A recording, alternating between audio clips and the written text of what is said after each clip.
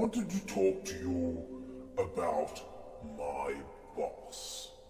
You see, over the millennia, there's been a lot of talk. There's those above, those below.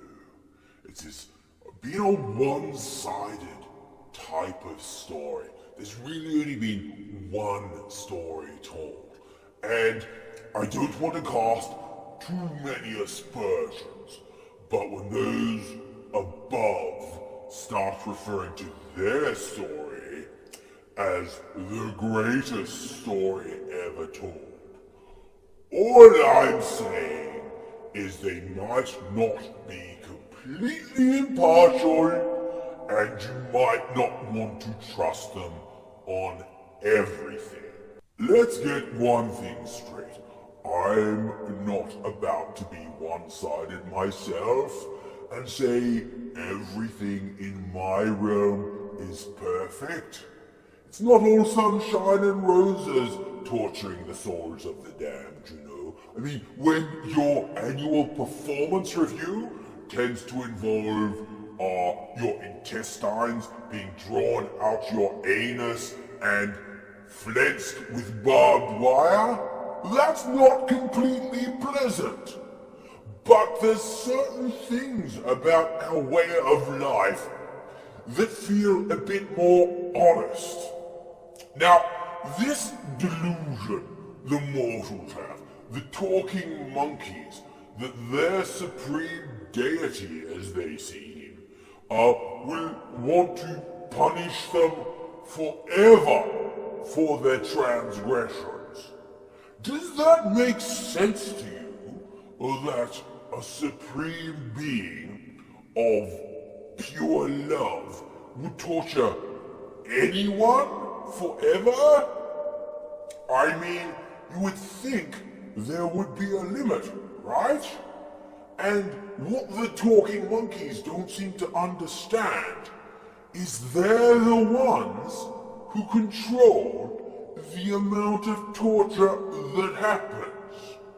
The ones that end up with us think they deserve to be with us.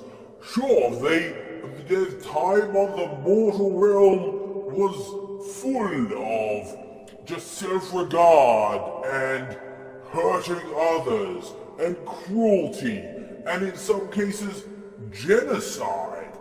But then when they part that envelope and see the great beyond, they see how puny they were and they want to make a point of it and they think they need to be punished. Well, we're in it for a laugh, quite honestly. And if they want us to be rogering them with a baseball bat wrapped with razor wire, then we're going to do it, quite honestly. I mean, as one of the fallen, I'm used to darkness and pain and torture, but what some of these mortals invent for themselves boggles even my mind. And they want us to do it, whether they acknowledge that or not, and so we keep doing it. But I also want to just throw a thing out there about the fallen, and our Lord and Master, the first of the fallen, a fallen angel. Can we just think about this for the moment? Like the creator of this cosmos uses that term. Lucifer is the fallen angel. I have cast him out. It's like he fell. It was a fucking accident. He was a little bit incautious. He fell, and so he should be punished for eternity. That seems a little harsh to me. And I realize that even as I say, the mortal souls could leave us if they didn't think they deserved to be tortured. Maybe we're only down in the filth because we think that's all we deserve as well. But those little bits of self-doubt I have occasionally, I just flog one of these mortal souls strip their essence from just the core of their being and make it so they are nothing but pain and suffering. And quite honestly, I feel quite a bit better afterwards about myself.